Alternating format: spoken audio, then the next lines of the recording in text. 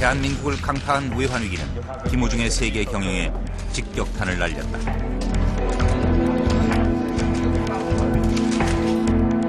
해외 금융기관들은 대우에 즉시 부채를 갚을 것을 요구했다. 환율 상승으로 부채는 갑자기 2배로 뛰었고 국내 금융기관으로부터의 차입을 통해 해외 부채를 메우던 대우는 결국 17조 원의 회계 분식을 저질렀다. 90년대 초반부터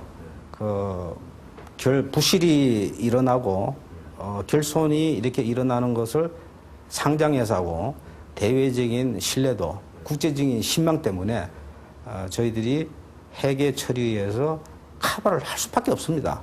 그거를 많이 노출시켰을 때는 대우그룹은 그 자리에서 하종가를 맞고 대우그룹 전체 자금이 회수가 들어오기 때문에 적시 일주일 내에 대우그룹은 부도가 날 수밖에 없는 상태인데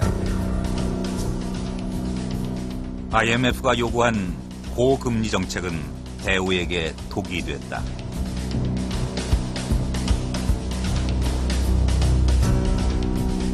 그 당시 국내 이 회사채 시장의 그 금리가 조달 금리가 20%가 넘었거든요.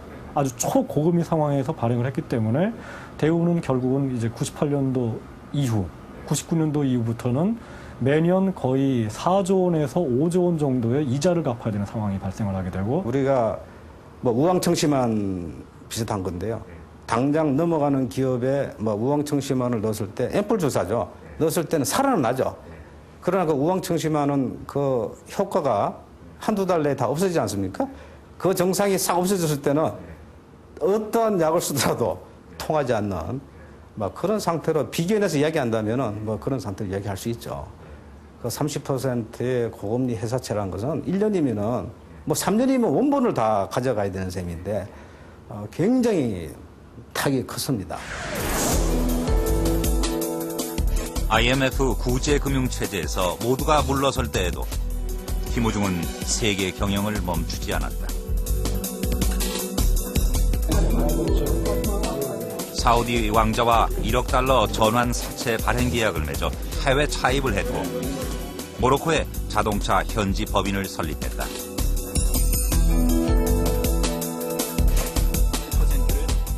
또한 구조조정 과정에서 매물로 나온 쌍용 자동차를 인수했다. 차입금 중 2조 원은 그대로 승계가 되고 새로 등장한 김대중 정부는 IMF의 처방대로 재벌 총수들에게 강도 높은 구조조정을 할 것을 요구했다.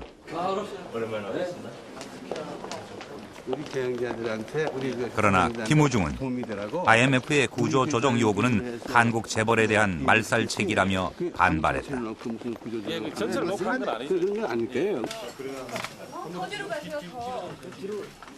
98년 3월 전경련 회장에 추대된 김호중은 구조조정 대신 수출 확대를 통해 외환위기를 극복하자고 주장했다. 우리 비상가품은 날아가고 우리는 자원도 없고 아무도 없기 때문에 방법이 이거밖에 없는데 좀 우리가 빚 갚고 정상화될 때까지 좀 도와달라고 그러는데 그거 현득을 못한다 그러면 그걸 담당하고 있는 사람은 간도해죠. 그걸 안 한다고 안 하겠다 그러고 그걸 못한다 그러면 직무유기고 그리고 그래서 간도해지 왜 거기서 앉아가지고 오히려 할 수 있는 일을 못하게 하느냐 이게요.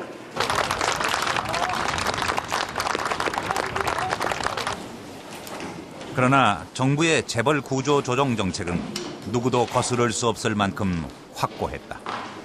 사업 교환 등 보다 적극적인 구조 조정이 이루어지지 않을 경우 더 이상 여신을 제공하지 않는 방향으로 금융기관의 적극적인 판단이 필요할 것입니다.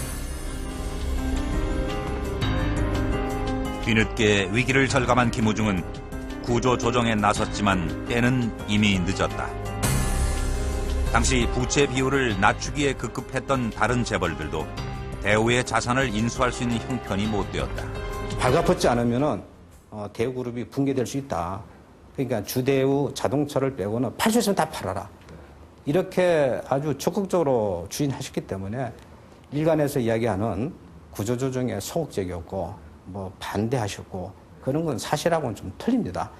그런데 왜 구조조정이 되지 않았느냐?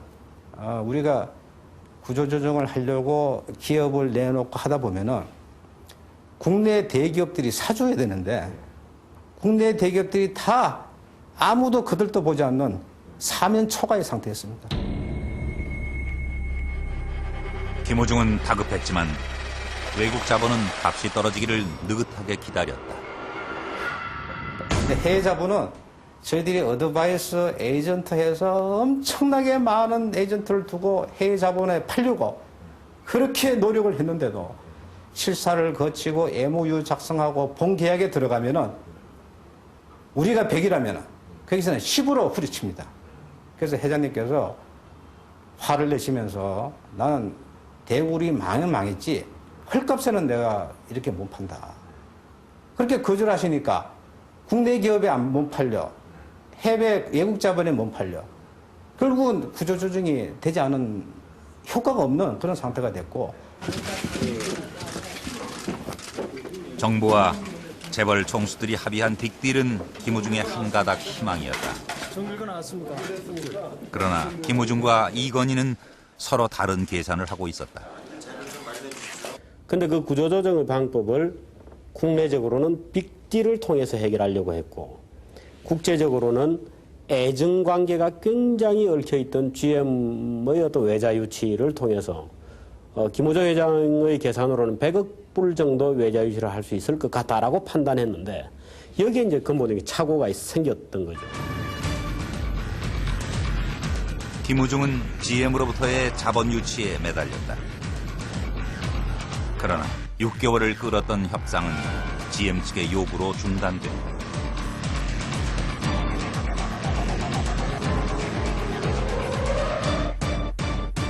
물론 이제 기업 경영을 하고 나날이 전쟁을 치르는 입장에서는 뭐 그건 또 GM으로서의 당연한 선택일 수 있고 그래서 GM으로서는 대우의 어떤 해외 공장이라든지 이런 것을 전부 넘겨받기 위해서는 오히려 본사를 모체를 극단적으로 어려움 속으로 밀어넣어야 된다는 전략적 선택을 했을 수 있죠. 99년 3월 김호중은 대우전자와 삼성차의 빅딜을 놓고 이건희 회장과 마지막談판을 벌였다. 그러나 양사의 부실 처리 문제 때문에 협상은 결렬됐다.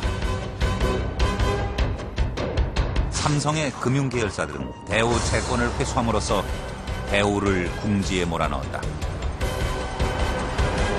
삼성그룹이 이건희 회장의 사제 출연과 함께 삼성자동차의 법정 관리를 신청했습니다.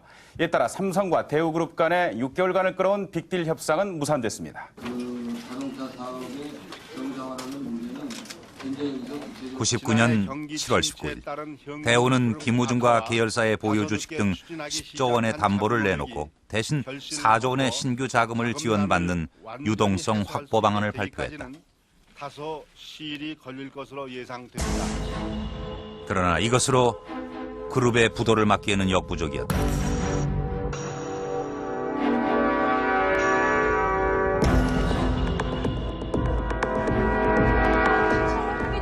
(99년 8월 26일) 결국 채권단은 대우그룹의 워크아웃을 결정했다.